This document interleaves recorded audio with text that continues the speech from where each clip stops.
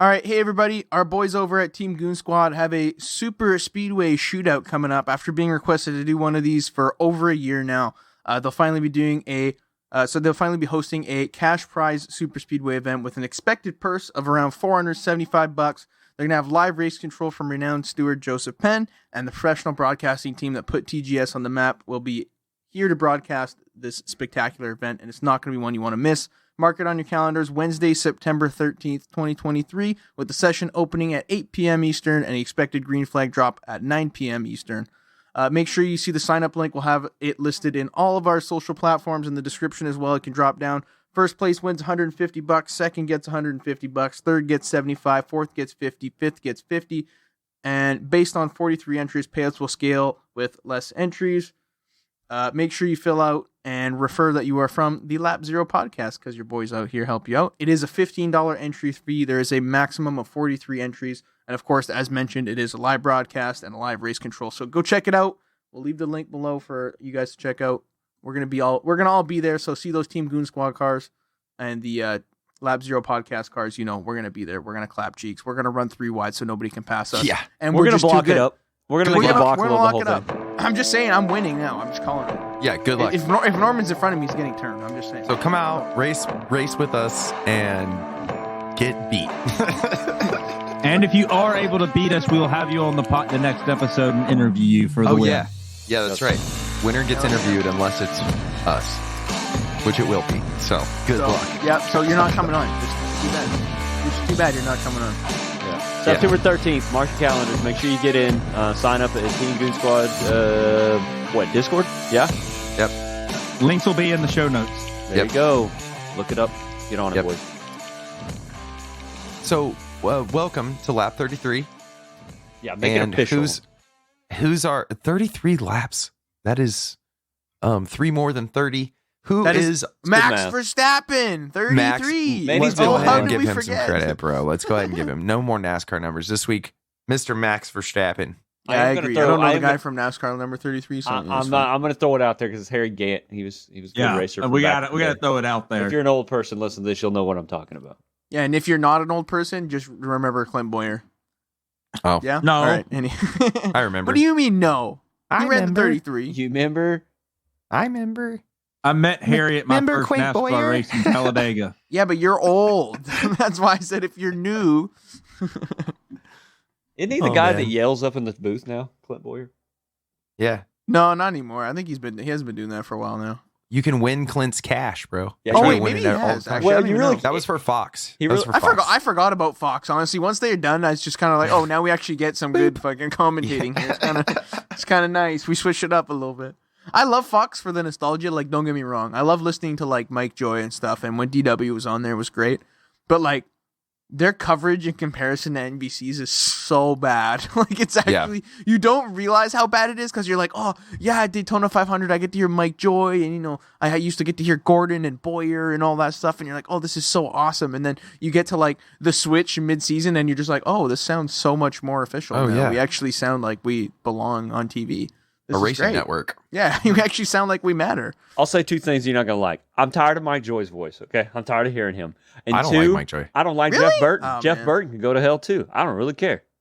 Bye. Really? I'm damn. surprised. Damn. Yeah, All right, retire. straight out here. I like Mike Joy, but I didn't like how catty he was with the criticism of commercials during Daytona 500 because it was bullshit. We all knew it was bullshit. And for you to say all those whatever people say, oh, we were just front loading the commercials. No, you weren't. It was the whole damn race. Yeah, we were front loading it the whole race. They front loaded Darlington though. I don't know if you guys watched, but the amount of commercials in the beginning was bad. It was bad. Well, they do that so they can view the good stuff. You know, the race. To be fair, stage 1 and 2 was a snooze fest, so I don't blame them. Total snooze fest. Why don't you take us through it? Okay, I will. So, the race was so boring that I don't even have a note for stage 1. So the only note that I have was that Denny Hamlin won the stage. So good for Denny. That's pretty cool. No, honestly, overall, it was actually a decent race. It wasn't as eventful as I wanted it to be. I know for those of you who watch, you're probably like, okay, this was kind of a long race. The Toyotas led the race for dominating fashion, but unfortunately could not come up with the win. They led 307 of the 367 laps. Reddick for 90 laps, Hamlin for 177. So Denny won stage 1. Bubba Wallace spun coming to the end after some contact with none other than the 666 himself, Joey Logano. Which, by the way, that's how many points he had last race. That's why we're making jokes. Rouch. Joey Logano. Or maybe that was 2 races ago. Straight from hell. first round of the playoffs. So you knew it was going to get spicy. Yeah, first race of the playoffs. Hey, real quick. I'm sorry. Can we say how many races has Bubba Wallace spun in this year? Is it high or low? I'm scared. I'm thinking it's probably high. I don't know the number. It just seems like every time I'm watching a race, 23. Let's find out. Anyways. Bubba. Yeah. Anyways, how many races? I don't think loud typing noises. I don't think you're gonna find an answer. That was like a cartoon keyboard. So with 50 to go in stage 2, NASCAR ordered a caution due to an issue with the lights along the inside of turn 3 and 4. A few drivers apparently complained that they couldn't see the outside wall, which caused that yellow flag to then turn into a 7-minute red flag to repair the lights. So. In case you were wondering why that happened, I was too busy fast-forwarding through stage 2, so I was like, why the hell is there a red flag? Did you see all the fans standing next to the track with their cell phones lights out? It was hilarious. No, I didn't. Did they actually? Really That's funny. Awesome. That's freaking hilarious. I didn't see that. Lights are up. All right, guys, get it going. Let's go.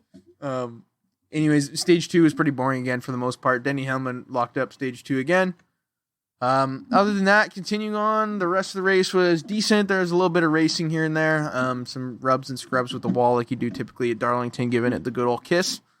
With 58 to go, Tyler Reddick made an absolutely atrocious attempt at entering pit road for green flag stops. I honestly don't know what he was. I think he was trying to respond to what Harvick was doing. Oh, yeah. So he tried to pit, but like all he did was just slow down right on the racing line. And if you know Darlington, you know like it's pretty much a one groove line. Like you can run 2 cars through, but you don't run through fast, and it's but you can probably have 3 cars like side by side and not have contact. But you get the point. Like he's basically coming to a stop on the racing line. So absolutely atrocious, and then causes the 51 of Newman to just absolutely lock up and spin. And while this was happening, and this is what pissed me right off. So for those of you who don't know, when the caution comes out in NASCAR, it's not like F1 or anything where you can continue to pit. They have this light at the beginning of pit road, and they call it the pit. I think it's just the pit road entry light. And basically, if it's green, you can come in. If it's red, pit road's closed. So if you enter on pit road, you incur when the light's red, you incur a penalty. So Kevin Harvick was coming in to do his normal pit stop, and they have this commitment orange box. And basically, if the light turns red, you have to get outside of that box. I don't think you can have... I can't remember the full rule. I think you can't have all 4 under the box, or you're classified as in pit road or entering pit road or something weird. Anyways, long story short, Harvick got the yellow come out when he was like 2 car lengths from the line. So, of course, the light goes red, and then he gets a penalty. And that absolutely ruined his entire race. It was the stupidest thing I've ever seen. But that's how they do the lights. But anyways, what do I know? So, I'm old guy, and I didn't see this. But used to, if the light goes red and you still came on the pit road, as long as you drive all the way through pit road. Yeah, it's still like that. You're good. Yeah. So, did he pit? Oh, yeah. He did service and get his tires and stuff, yeah. See, that's my problem is they kind of knew. I think they would know, or even if it's a question, just go on through, right? Just drive at pit road speed. Go back out, see where NASCAR put you in, go ahead and come to your pits now. But he decided to take the tires and stuff. So that was, I think, the mistake by him, honestly. I mean, I know it sucks, but it's not like it's made to hurt or help a specific, type of racer. It's just something that happens. And if you just drive on down at pit road speed and then come back off pit road, line up where they put you and then come in and do your pits. I don't know why. And they had plenty of time. It's not like he had a early pit stall. It was further down. They had enough time to like talk this over and say, just go on through. But they didn't. They took the tires. When they took the tires, it really blew my mind. I was very blown away by that decision. I was surprised too. And I know it's been a rule forever. And it's one of those things. It's like, if it's not broken, don't fix it. Because I agree. They probably should have just carried on through the pit lane. But I feel like there should be some sort of like commitment line where if a caution comes out under green flag pit stops, like you're still okay to pit. Because he was at a point where he couldn't bail even if he wanted to. So it was just like, I don't understand. Well, the problem with Tyler Reddick and the whole reason it came out is because he decided to come to the pits like while he was still at the top of the track. He decided, he wasn't even close. I'm gonna pull left now because I don't want to lose it to Harvick because Harvick's getting ready to undercut the crap out of him. Yeah. That's what I don't understand. He wasn't even close. Like he just literally just slowed down. He just slowed down. He didn't turn at all. I felt bad for Newman actually. That was tough. So, anyways, that was the whole pit lane debacle with Harvick. So that kind of ruined his day, unfortunately, because he was doing very well. But other than that, 49 to go. We had Bowman throw an absolutely atrocious block on Suarez. I mean, I don't know what you guys thought. My opinion was it was just stupid. Like there was no reason to be blocking that aggressively, which ended up. I think that took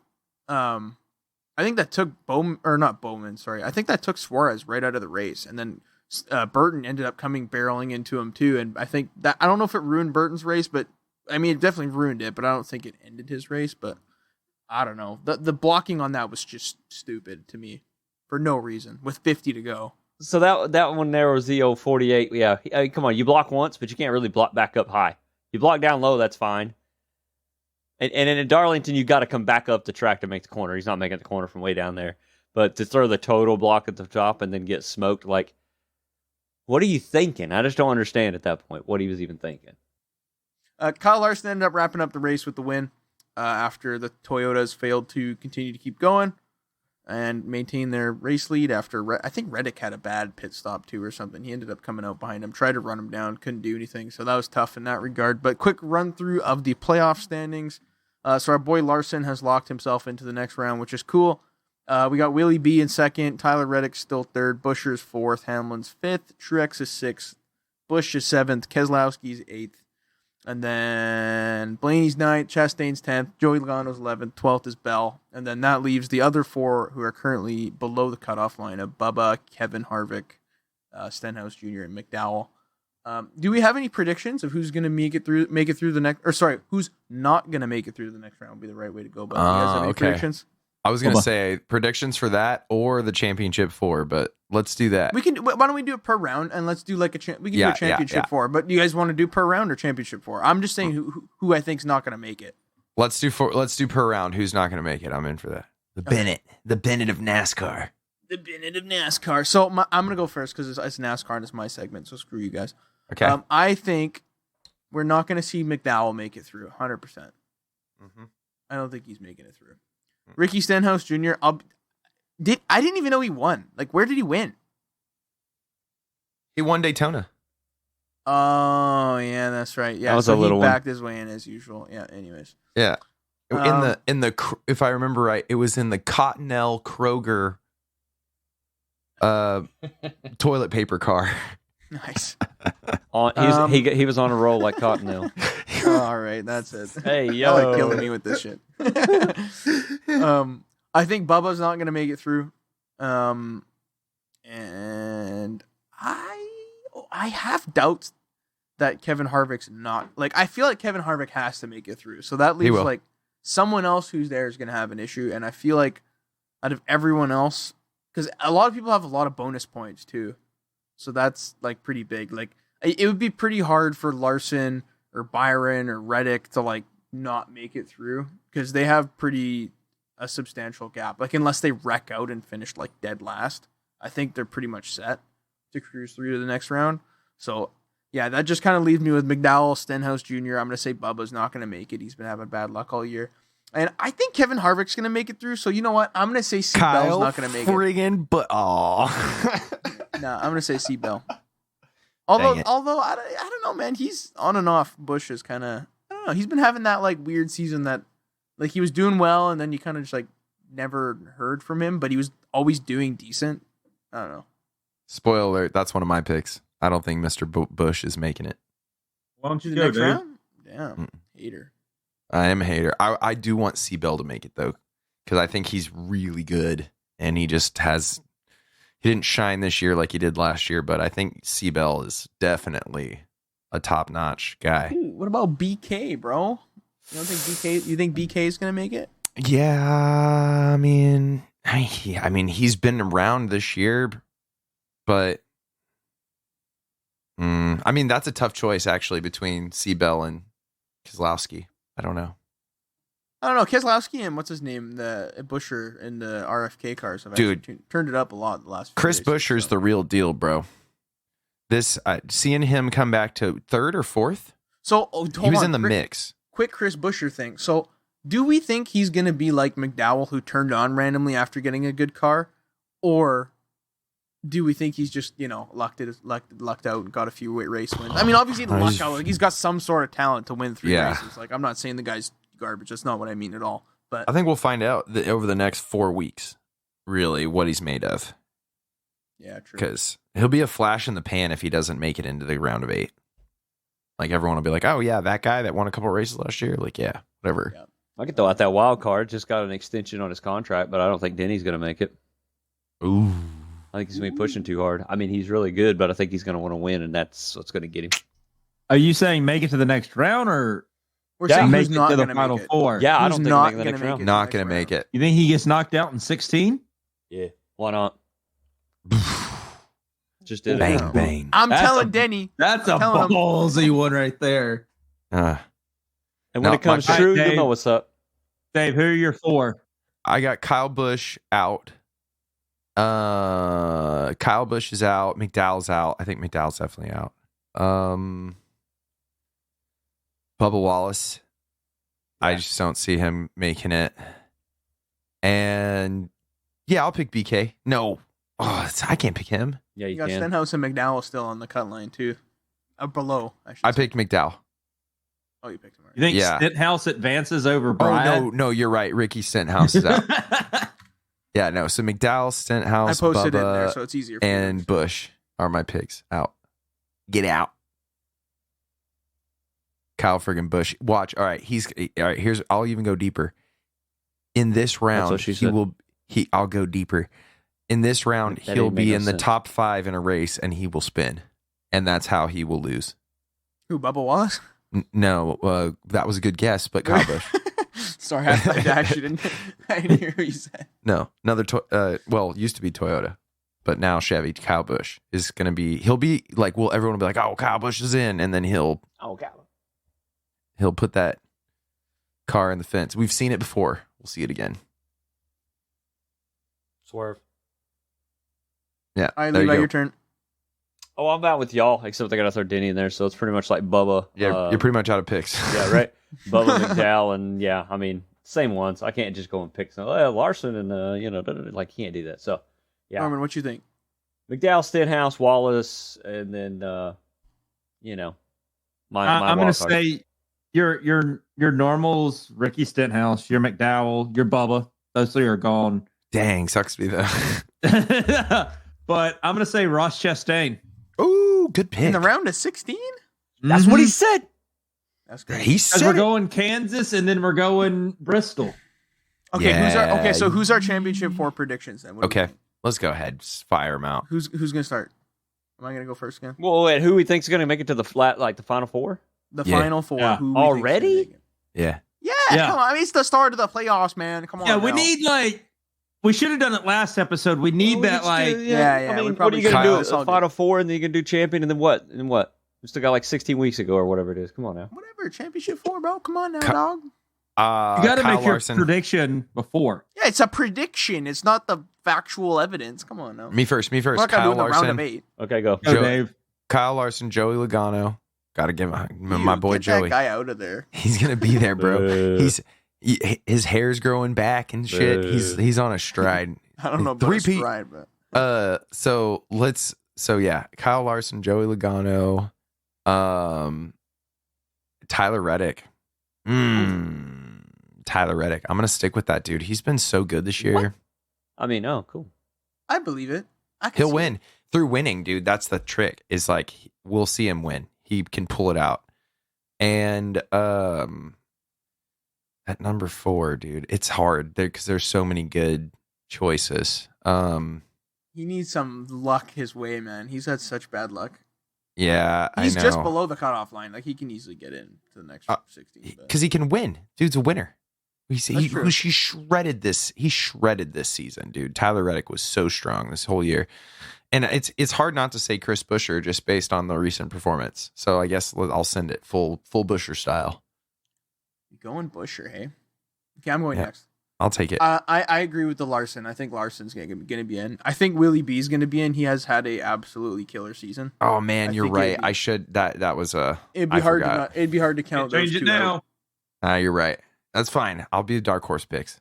He's going to be in for sure. Next to that, as much as I don't want him to make it, I have a hard time believing Joey Logano's not going to at least be there in the round of 8. You know what I mean? He's always there. He's going to take someone out to get in anyway, so it doesn't really matter.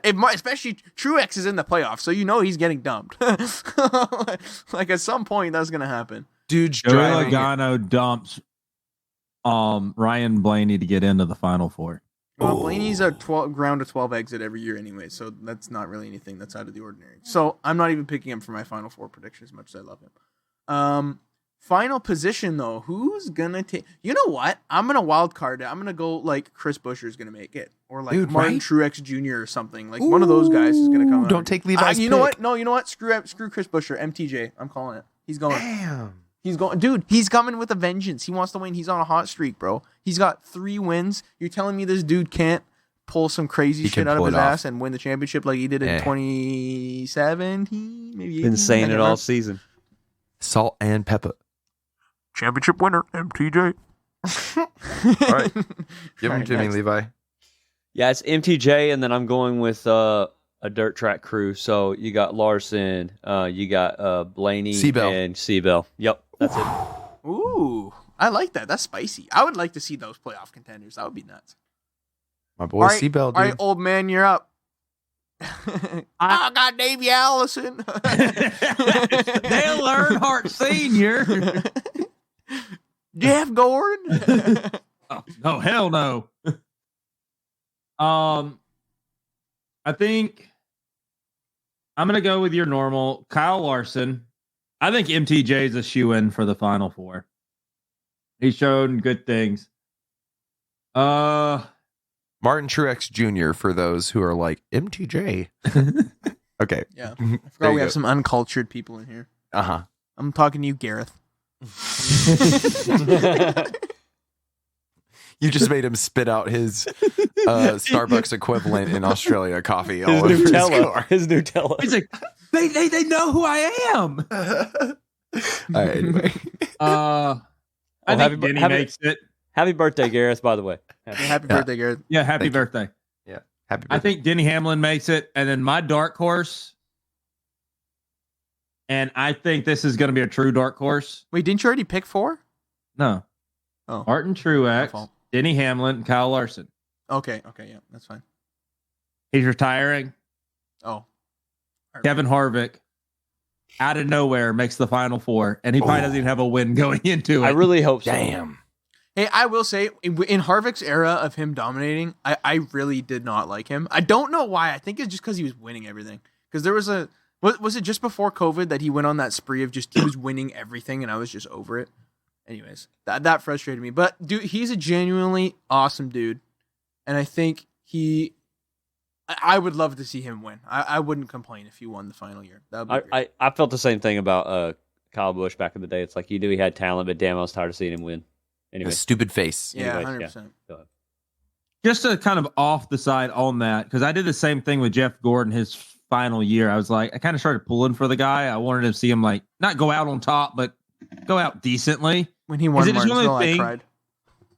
Is it just one of those things that even a driver that you don't like when he retires, just because he's so part of the sport, that you do want to see him like at least get a win or two in his final year? 100%. I think it's just sad because like I felt that way when all the people were leaving that I just, we're all part of the era that I watched. Like I think when I had Earnhardt Jr., I had Gordon, and then we had like Boyer leave. I was just like, man, I hated Boyer when he was racing. But when he was leaving, I was like, dude, that is such a character in the garage. I'm like, we're losing. Like, I get that I'm not in the garage, but like, you know what I mean? Just even from a fan's perspective, like you're losing such a big person. It was like when Daniel Ricciardo left F1 for the first time. It was just like, damn, dude, like that's such a big part of it. So, you know what I mean? I still hurt. Yeah, so like, and Harvick leaving like truly does cap off the end of an era. Like, I know there's some guys that are still left that are a bit older. Like, we still got like Brad Keselowski, who's been here for a while, and a couple guys like that. But like truly capping off like a long run of people is Kevin Harvick leaving. Yeah, so Harvick. Harvick got his first start with Senior's death. Like, that is a long time ago, dude. Like, that's a long time to be in a sport. 2001. Crazy. 22 years ago. He's probably the last of like not the people that raced with Senior. Those are all gone, unfortunately, but the last of like that era. Hats off to you, Harvick. Hats off to you, buddy. The 500 was our first 500 without someone who had raced with Senior. Yeah, I know. That's insane. It's nuts. I know. Y'all are getting old, man. Come on. Anyways, before we all start tearing up and grabbing our canes. Like we were, what were we at on the East Coast there? So we go swing over to the West Coast for Indy. Is that right? Yeah, we went to the Northwest. Yeah. All the way up to Portland, which is not a great track. Not much happened. Palou had a chance as long as he podiumed. He was going to lock up the championship. The only person that could challenge him was his teammate. Palou started right behind Dixon in 6th, and Dixon started 4th. Before they made it turn 1, Palou was already ahead of him. And it wasn't team orders. Palou drove the race that he needed to drive. Actually, that's not true because Palou won the race. He drove to win a race, and he did that. And, besides that, he locked up the championship. I want to say, I don't remember the number they said, but I want to say this is the first time in 22 years that the championship had been locked up before the final race. So most of the time we have a chance in the final race to have a championship deciding race, but this year we will not. Next week we will be at Laguna Seca next Sunday for the final race of IndyCar, and y'all can hear me not talk about it anymore after next week. Aren't y'all happy? No, don't say that. Just honestly, out of all the racing series this year, it's produced the least amount of drama. You have to be, which is not a bad thing. But it also, I feel it's produced a lot of exciting racing, though. Oh, yeah, sure. Yeah. Palou has dominated, but I don't know. I think they do their spec series right. Anyone can win a race. Yeah. And you have guys like Palou that just rise to the top. Yeah. Where it's like, whoa, okay, this guy is good. He's really good. Or Pato O'Ward, who I'm a huge fan of. Go Pato. Team Pato. I feel that Dixon was just he didn't have a good start to the season. That's what held him back. I still think he can get the number 7, but I think after next year, if he doesn't do it after next year, I don't think it's happening. I think he's hit that peak and he's starting to come off the top, and he's going to have to really focus next year to try to get it. Can we agree that he's the GOAT, though? Yes, as it sits right now. But what Palou is doing right now in the sport. Yeah, you're right.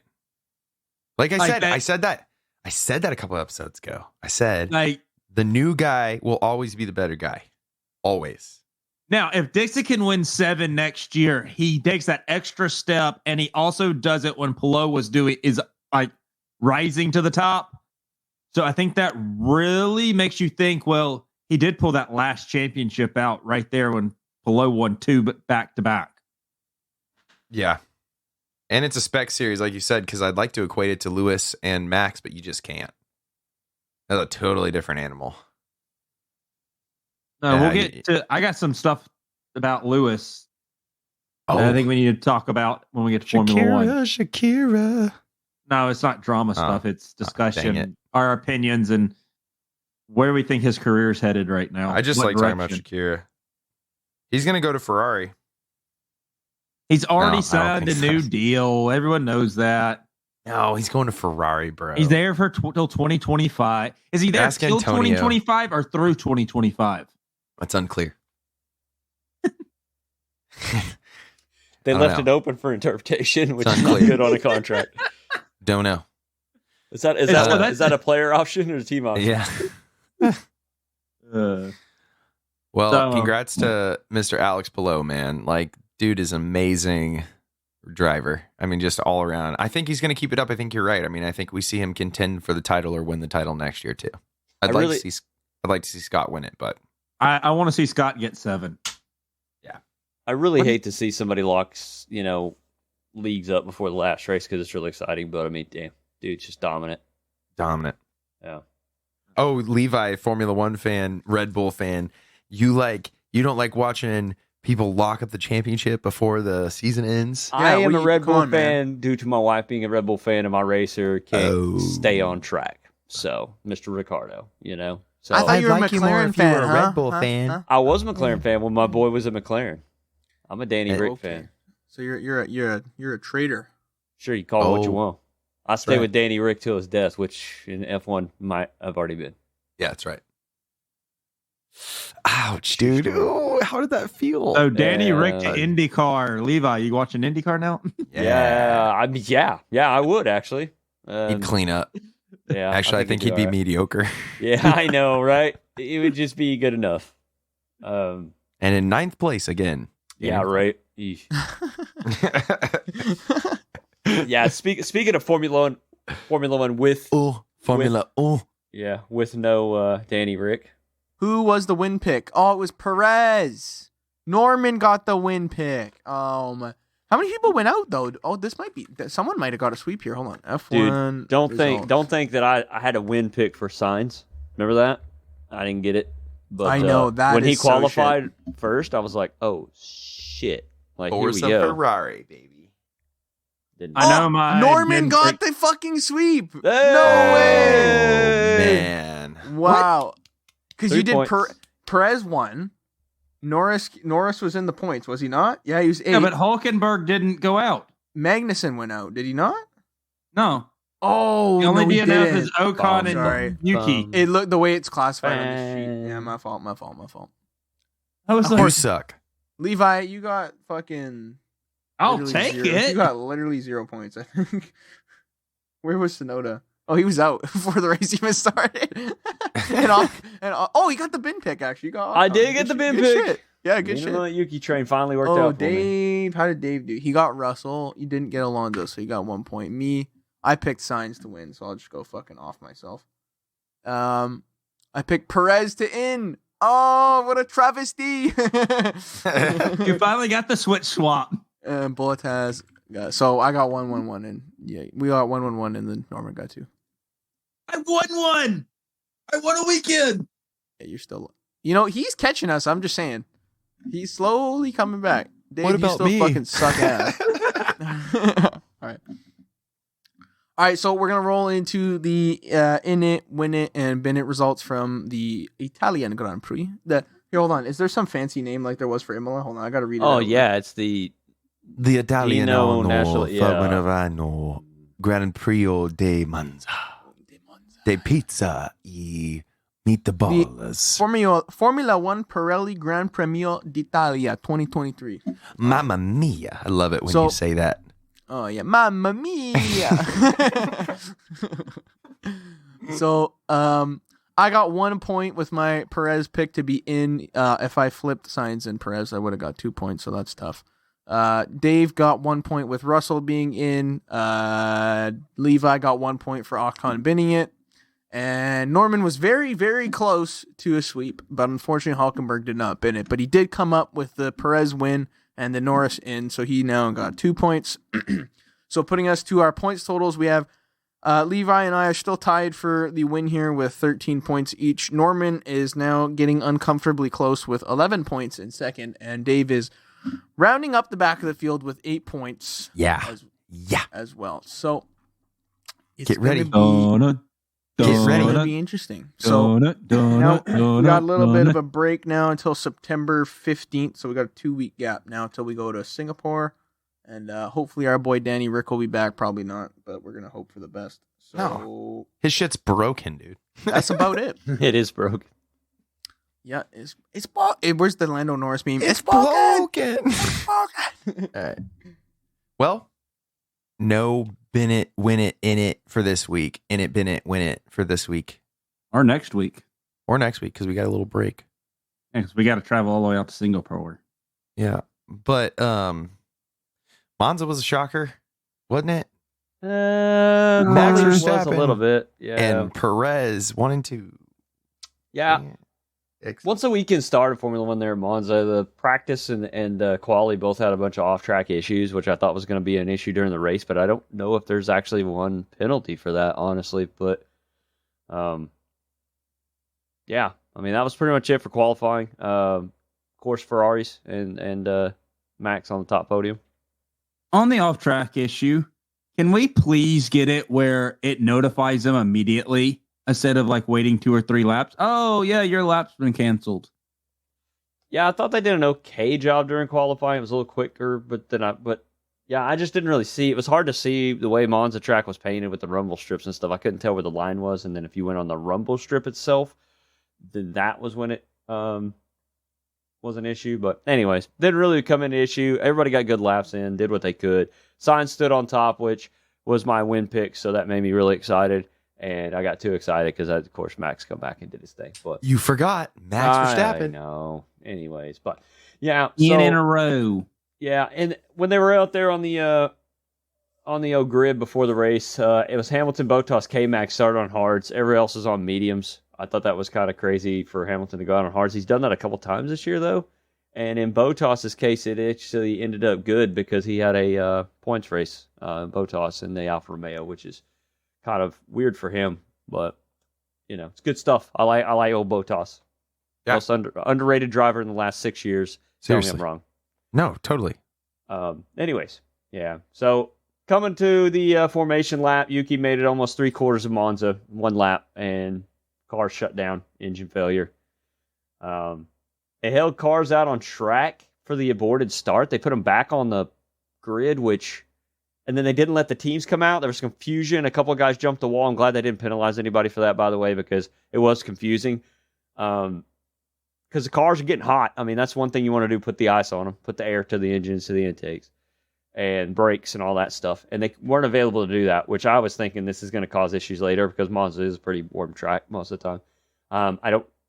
I don't know if that had something to do with Ocon later on, maybe having an issue, but they weren't given access. I don't know why they didn't take them down pit road and just red flag. If they knew the car was going to take that long to get off the track, why wouldn't they just red flag it, bring them back down pit road, and then tell them to go around for a formation lap out of the pits, grid, and race? It wouldn't have changed anything. No, I don't know. Because they're inconsistent, bro. We've seen this all the time. Like, we don't ever know what they're going to do. I know. And then they say it's going to be a 5-minute delay. That was the longest 5-minute delay of my life. That was way more than 5 minutes. I mean, and why what was the big deal about getting that car? They said it was stuck in gear. I'm like, do you not have a wrecker? Just come pick the dang thing up. Like, it's ridiculous. Anyways, don't get me started on F1 and the ASMR safety crew. You're going to be okay. Yes, we need the AMR safety crew at these places. They get things done. But, anyways, yeah. After the actually got gridded up, and I thought Sainz was running a little too far out there, but I was thinking, he got to the line a little quicker. Max usually stacks him up pretty good when he does it. I was afraid Sainz would be sitting there too long. Anyways, long story short, it wasn't. Clean start, really. First couple laps was so clean for Monza. I was very surprised. Yes. I really couldn't believe it. But they enabled the DRS on lap 4, but I got to ask you guys, didn't it used to be lap 2? Yeah. What happened to lap 2? I've always thought it was lap 3. Well, there you go. I mean, it's confusing. Yet again, inconsistent. It was lap 4 at Monza. And what really makes me frustrated about that is it usually breaks up the sections, right? And you got that DRS train from like 5th or 6th back by the time they actually turn on the DRS, so nobody can... Anyways, that's a little personal thing for me. Anyway, so we don't know when it changed, and we don't even know what lap it is. Great. Thanks, F1. Thanks, F. I appreciate it. Anyways, yeah, it was elbows out for Sainz, man. That dude drove his tires. He drove the wheels off that car there in that first mode. I thought that Max was really, really doing good at being very patient. He's learned, I think, now that he has the most dominating car, and he doesn't need to push those first couple of laps. It will come to him, and he knows it now. But, yeah, I was really upset with Leclerc. I mean, he signs his teammate, push to get closer. Because Max made a few lunges and didn't make those, and then got a bad exit, And Leclerc still wasn't there to put pressure on Max so that he couldn't do that, or think twice about doing that again. And I don't know which one's the number one driver at Ferrari anymore. There, I said it. Yeah. I think we know who it's supposed to be, but yeah, they're still leaning on Leclerc, but by what I'm seeing lately, it's signs. Yeah. Anyways, do you think it's because do you think it's because they tipped the scales on purpose like that? Because maybe Sainz's camp started complaining about. You don't know, because I don't know how much money he brings compared to Leclerc, or, you know what I'm saying? We don't know the inner workings of that. He's been in the sport a long time, and then he got signed to Ferrari. I think he brings a lot, man. I think so too. We should confirm that and do some research on it, but it seems like Sainz's camp brings a lot of money. Isn't the inner workings of Ferrari like a spaghetti bowl full of noodles? You can't basically even just follow where it goes. It's It's a good way to put it. Full of sauce. A couple of meatballs or what. It's complicated for sure.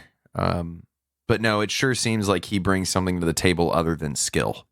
Yeah. He's a sought after driver. He's good. Yep. He's a good driver, but I think he got some deep pockets. Yeah, well, everybody does, but yeah, I think he brings something extra. But about lap 10, I noticed they played it over the TV broadcast or whatever. Red Bull said go to mode 8, which I don't know what that is for Red Bull, but at the same time, Verstappen almost said in response to that, talking about the Ferraris, they're really quick in a straight line, for fuck's sake, for a better word. That's what he said. And it seemed like he was getting a little frustrated by it, but at the same time, like I said, he did. So he kept it cool. Lap 10, and Max hadn't tried to throw his car in there. He's growing up finally. In that instance, but by lap 11, it was the top three together. Then Russell and Perez kind of had a little thing that they were doing, and then everybody else from their back, it was broke apart real bad, and that didn't take 11 laps. So they still people are upgrading, but they're not getting close. You know what I'm saying? There's still that break between Ferrari and all those, and Hamilton fell off a little bit, which we'll talk about here in a minute for sure. Why he wasn't up there with the rest of them. Lap 15, Max goes to the front. Everybody kind of knows if there isn't a debacle, that was it. Yeah. But I think that shows you that by lap 15. I know lap 15 of a, 50, whatever, 60 lap race, like lap 15, it was already over, but at least we had till lap 15. But anyways, I thought Ferrari should have went for the undercut. By the time that Max got around him, Sainz, like I said, had drove the wheels. Literally, his tires were toasted, and they really stayed out a little bit too long. But the McLarens at some point around lap 24 made contact going into one. Both of them did. I think Norris might have been coming out of the pits, if I remember right, or maybe he didn't. But yeah, they kind of got into each other. What am I saying? They didn't see each other, blah, blah, blah. I didn't really get much into it because at the same lap, Russell actually passed Ocon by going off track, which then gave him a 5-second penalty in the race itself. And that was a lot of the replays and stuff that they were showing. But yeah, I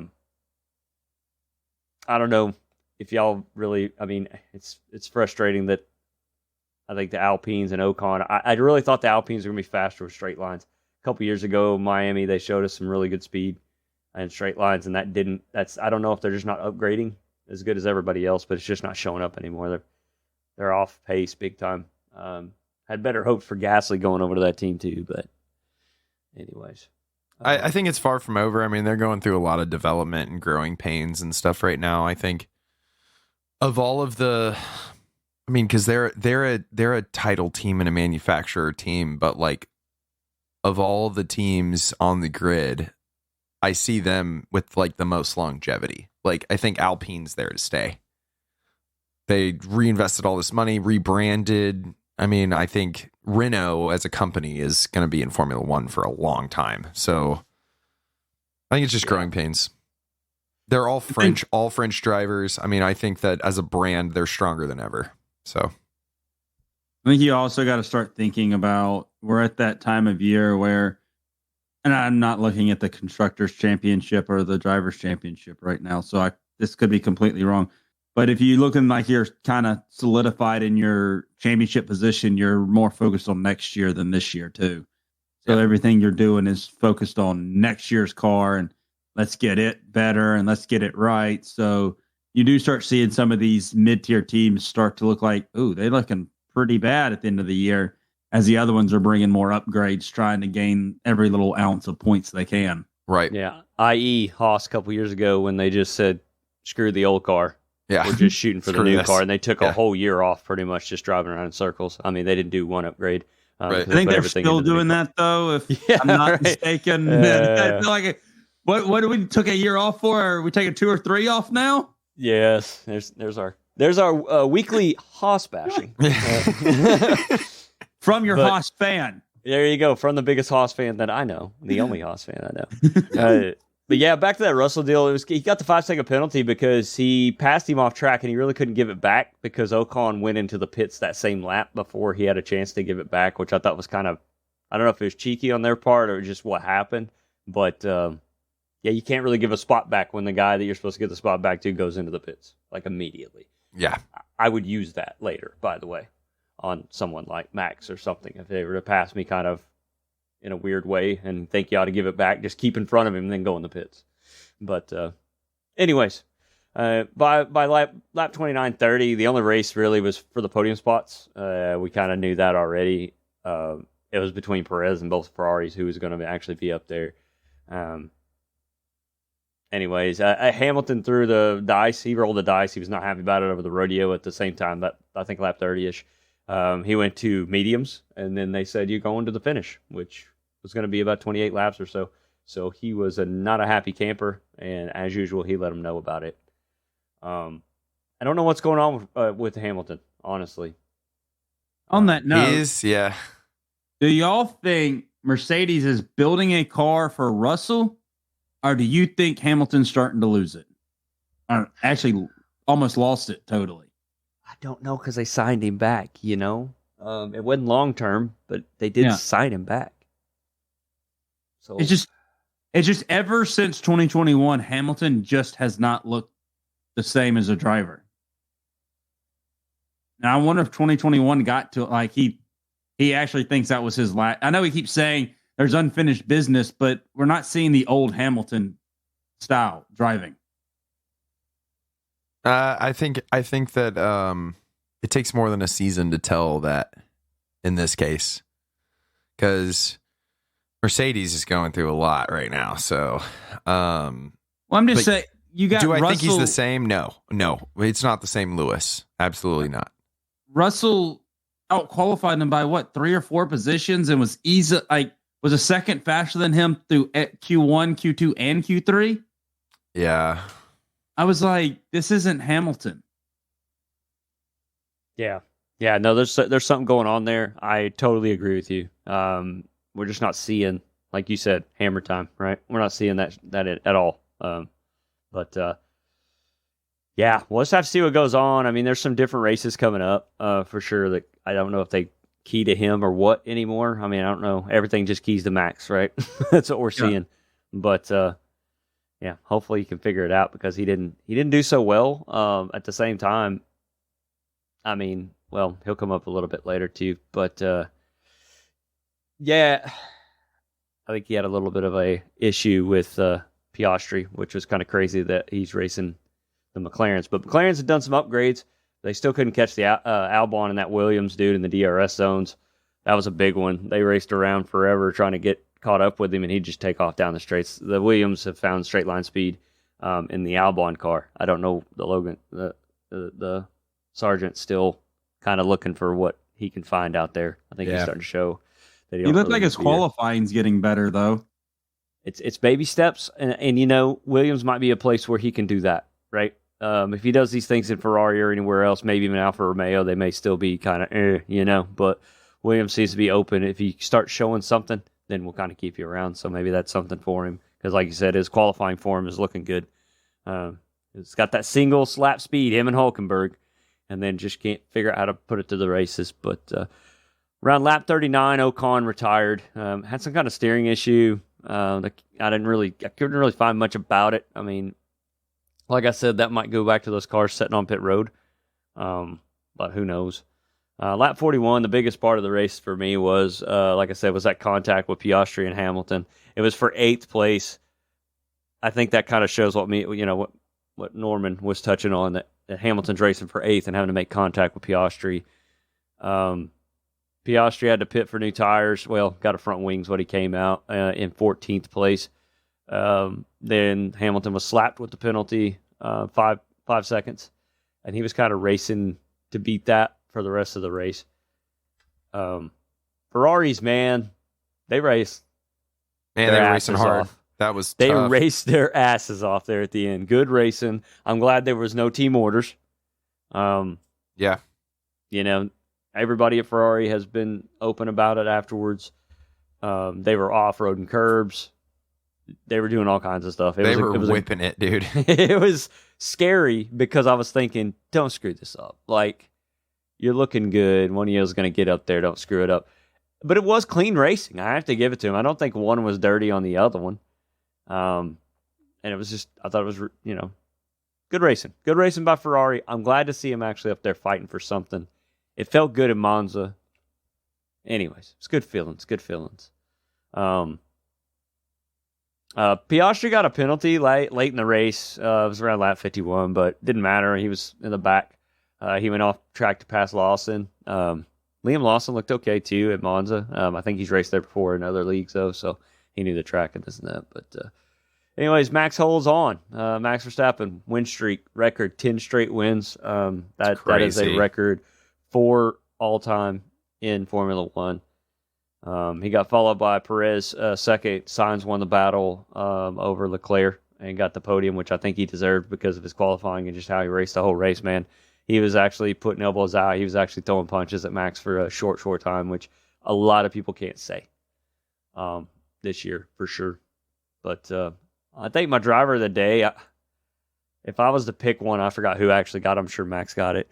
But my driver of the day would probably be Albon. I mean, the dude's doing things with a car I don't think is where he's putting it up higher. And now there's talks, and I've seen not rumors, but articles being written about Albon. Does he deserve another shot at a big team and different things like that? They're seeing it out there. He's great. He's always been impressive, in my opinion. Yeah.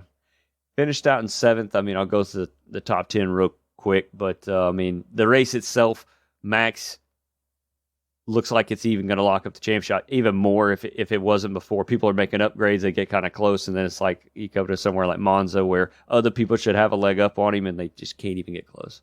Yep. So, anyways, final results, of course, Max, Perez, Sainz, Leclerc in 4th. Been cool to see a double Ferrari podium, even though I'm kind of leaning towards the Red Bull in this household. Russell and Hamilton under all of those other two teams, I think, they took a little step backwards. I think once they got the side pods on the car, I was hoping that they would be shooting for podiums, and they are at certain tracks, but not all over. It has to be a certain track. And then Albon and the Williams, I'm telling you, to stand where he's standing right there in 7th behind the 3 major teams. You wouldn't think a Williams would be next on the podium. And then Norris and Piastri would have been right close to Norris. They were like tucked under each other all race long before the incident with Hamilton. Unfortunately, he got stuck back there in traffic and had to come in for a wing. Hamilton got to stay out, so there's 5 seconds. Didn't really hurt him as bad as the damage hurt Piastri, which is just something that happens. But Alonso and Bottas with that 77 Alfa Romeo car coming in with a point, baby. And below that was our boy Liam Lawson that we've been keeping an eye on. He got 11th at Monza. I mean, where you can take that how you want to. But anyways, that was the Italian Grand Prix as it stands. We will go to Singapore on the 17th. We get a weekend off before we go to the Marina Bay street circuit, by the way. And we know that the street circuits are dominated a lot by either Max and Perez nips at his heels on these street circuits. So we'll have to see what that all comes about. And that could have weather at it because Singapore's always known for rain. True. And when you do that, you just never know what's going to happen. I mean, that's when the smaller teams can make some moves just due to, lack of high performance. I mean, let's just break it down. You just don't have to have the most high performance car when the rain comes out. It takes everybody and puts them right together. Can we just be honest, though? Every team except Haas. Yeah, I know. Yeah. I was actually eyeing towards Alonso when I said that because I think he has a second or third tier car at this point. I don't know why they fell off after the first of the season. I thought Alonso was going to be punching all the time, and he's just not getting it done, and Stroll's not either. But when the rain comes out, man, that guy is good. Got to shout out my old 42-year-old Alonso. Yeah, but then we all know that Max is also really good in the rain. Yeah, I think Max is going to probably win it. But hey, we got to keep talking. But, we need content, bro. Chill. Yeah, right. We got to talk about something. But anyways, yeah, I think the break, the little break, a week break, will be good for some of these guys. Gives my boy Danny Rick another week to kind of get back. They said he may be back, but not before Suzuka, so he knows he's out for a couple weeks coming up, and hopefully he can be back for Qatar. I just don't know, man. I mean, that is a whole month away, almost to the date, probably when this comes out. So research and medical stuff has gone so quick, man. Like, they can repair things and get you right back out now. It's crazy. He's got a new arm already. Yeah, right? We just gave him a bionic arm. That's what they should have done. Yeah, he took it from Daniel Kvyat. Oh, that's what Red Bull does with their old drivers, don't you know? They put him into like a body parts facility. Just keep him on Helmut reserve. Marko does it himself. And don't they do it with their wives, too? Yeah. Helmut Marko's recycle their wives. They just recycle it. Kelly PK's like the freaky chick from Get Out. Helmut Marko is just like, you're not good enough. We're going to chop you up and use you later.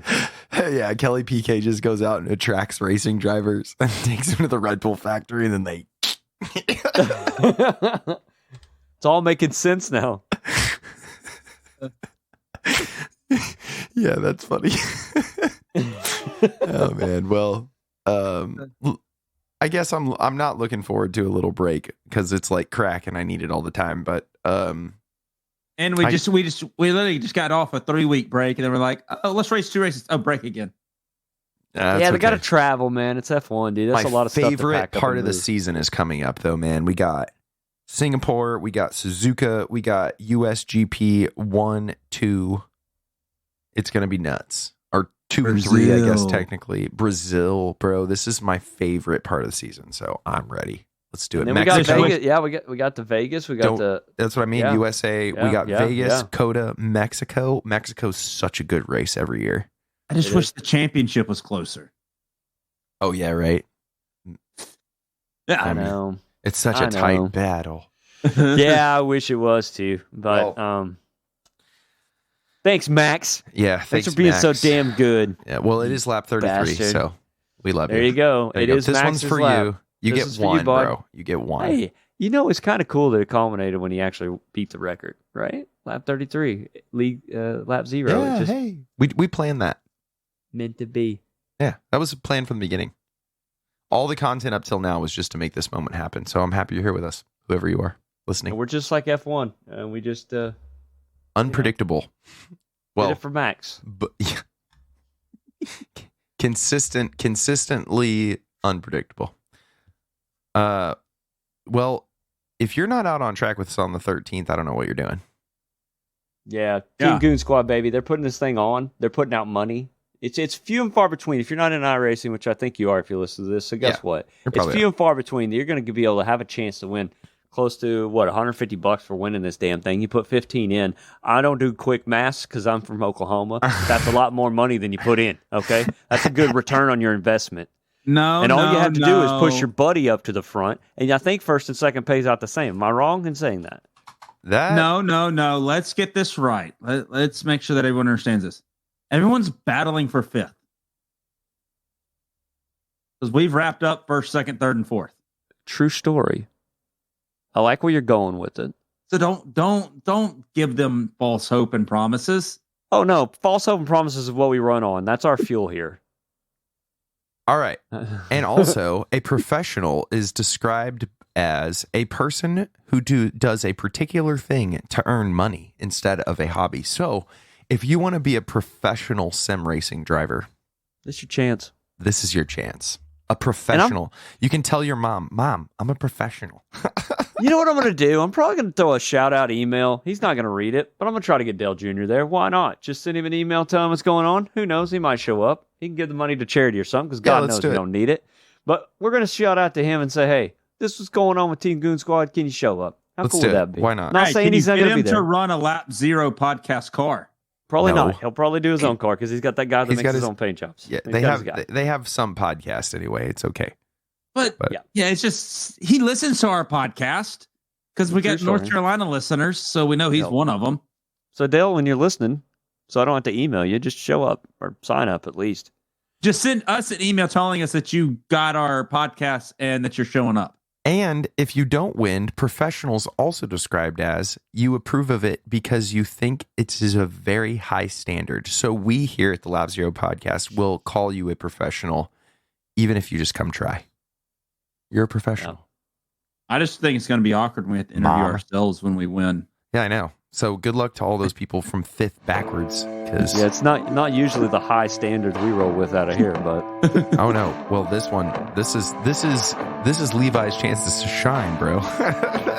This is my one chance. Super speedway racing, baby. This is what we do, and then we're in the truck, so it's just. And now I have the King and Davey Allison watching me while I sim race. Yeah, if he don't scare you like he did mid podcast where you turn around and forget your quick stand-ups. It's going to be like Notre Dame. Every time you walk into the sim, you're going to high five them. Oh, yeah. Whatever it takes. All right, Davey. Davey, listen to this.